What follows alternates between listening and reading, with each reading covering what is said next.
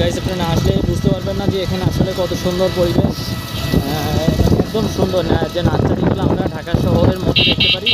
এখানে যে মেন ক্যাম্পাসটা বলা হয়, এখান থেকে মেন চারাগুলো উৎপাদন করা হয়।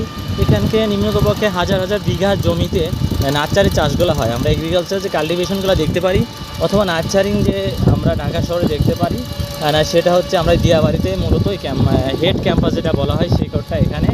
তা আমরা এখানে আসার পরে দেখতে পেলাম যে বিভিন্ন ধরনের যে নার্সারিগুলো এখানে সবচেয়ে মানে নান্দনিক, এবং আমরা এখানে চলে যাচ্ছি প্রায় একটা সৌন্দর্য উপভোগ করার জন্য। আমরা খুব সুন্দর একটা জায়গায় পৌঁছে গেছি। এখানে আমাদের ইস্টার্ন ইউনিভার্সিটি যে এখানে যাওয়ার যে রাস্তাটা আছে, সিটি ইউনিভার্সিটি, এবং হচ্ছে যে এখানে দিয়াবাড়ি ঢোকার যে মেইন যে আপনার ক্যাম্পাস দেখতে পারেন সব দপ্তর। আমরা এখানে আছি, এখানে বিভিন্ন প্রকল্পগুলো রেডি হয়ে গেছে। এটাকে বলা হয়েছে দিয়াবাড়ি ব্রিজ। আমরা এখানে অবস্থান করলাম। যারা যারা মানে এখনও আসেননি তারা এইভাবে চলে আসবেন। আমরা এখানে আমাদের গন্তব্যে পৌঁছে গেছি। ধন্যবাদ সবাইকে।